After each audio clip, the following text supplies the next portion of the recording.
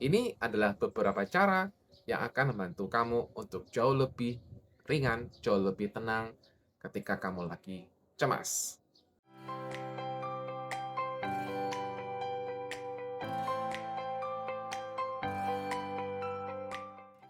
Teman-teman semuanya, apa sih yang bisa membuat kita jauh lebih tenang ketika kita lagi cemas atau ketika kita mengalami gangguan kecemasan? Cara pertama, namai itu jangan dianalisa. Teman-teman ketika mengalami gangguan kecemasan, pasti ada sensasi. Atau teman-teman nggak mengalami gangguan kecemasan, ada cemas, ada trauma, pasti ada sensasi tubuh yang muncul. Iya nggak? Entah itu jantung berdebar, entah itu kemudian telinganya berdenging, entah kemudian matanya blur, entah kemudian perutnya begah, entah kemudian rasanya berat untuk melangkah, lemes, dan banyak hal lainnya. Ya biasanya yang terjadi ketika kamu mengalami sensasi ini, kamu akan bertanya, bagaimana jika ini terjadi apa-apa? Bagaimana jika ini kemudian nanti nggak ada yang menolong saya? Jadi selalu membuat skenario buruk. Nah, itu membuat dirimu semakin cemas, bukan semakin baik. Semakin tegang, semakin cemas. Jadi, yang perlu kamu lakukan adalah kasih nama aja. Oh, ini adalah sensasi pusing dan aku masuk dalam kondisi tegang. Udah, nama itu. Nama itu aja. Jangan analisa. Analisanya itu biasanya kalau kamu analisa, analisa malah mikir yang aneh-aneh. Pikiran yang cemas selalu ingin menginvestigasi semua sensasi, semua yang sedang terjadi.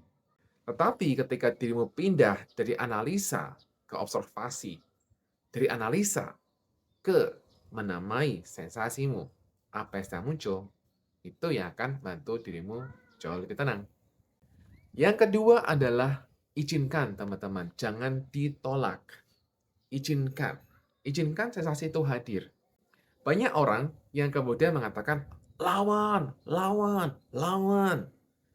Oke, di sini saya mau katakan teman-teman, izinkan.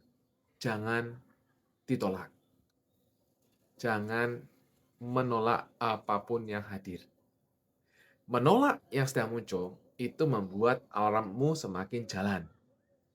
Menolak sensasi yang sedang hadir membuat alarmmu itu semakin muncul, semakin aktif, dan sensasimu itu akan semakin terasa.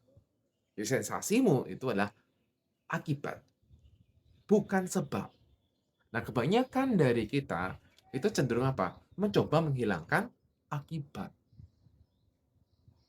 Bukan sebabnya diberesin, akibatnya yang kemudian diberesin. Akibatnya yang jadi masalah adalah kalau kamu kemudian menggunakan banyak tools atau menggunakan banyak hal untuk kemudian menghilangkan di sini, kamu sebenarnya hanya relief sementara. Karena ketika ini muncul lagi, lapakan lagi, ya kan?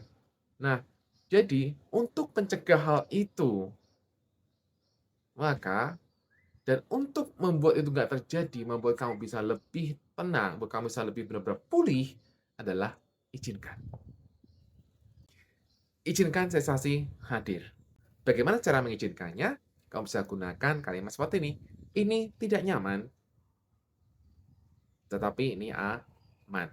Sensasi ini nggak enak, tetapi ini aman. Itu salah satu cara sederhana untuk mengizinkan. Yang ketiga, teman-teman, perlakukanlah simptom atau sensasi itu sebagai cuaca. Kenapa? Cuaca itu selalu berubah. Betul? Cuaca berubah-ubah, teman-teman. Nggak pernah tetap. Selalu ada masanya. Musim hujan, musim dingin, ya kan? Ganti-ganti kan, teman-teman. Nggak pernah tetap. Jadi jangan menganggap bahwa apa yang sedang kamu alami ini akan selamanya. No, no, no, no. Jangan, teman-teman. Itu hanya membuat kamu jadinya semakin tegang, semakin cemas. Semua yang kamu alami sekarang ini semuanya akan berlalu, karena itu hanya sementara. Oke? Ingatkan diri kamu sendiri ketika kamu lagi merasa low atau kamu merasa lagi down. Hai, ini akan segera berlalu. Ini hanya sementara. Yang keempat, teman-teman, ingatlah track recordmu. Ingat apa yang telah kamu lalui. Di masa lalu, mungkin kamu udah ngalami jantung berdebar dan oke-oke saja. Dan hari ini juga berarti saja, jantung berdebar juga oke saja. Saya udah cek barusan dokter dan semuanya masih baik-baik saja. Nah, ingat track record hasilmu itu. Dengan kamu ingat track record-mu bahwa di masa lalu kamu bisa melewati ini, maka hari ini juga bisa. Kemarin juga seperti ini, gue baik-baik saja, maka hari ini juga baik-baik saja. Ya, jadi ingat track record-mu itu, teman-teman. Itu akan membantu kamu untuk segera bisa lebih tenang. Karena kamu ingat data-data yang pernah kamu punyai. Di mana itulah keberhasilan kamu. Kemudian kelima apa? Izinkan untuk kamu mentoleransi ketidakpastian. Orang cemas selalu ingin kepastian. Maksudnya apa? Memastikan bahwa saya sehat, memastikan bahwa saya aman.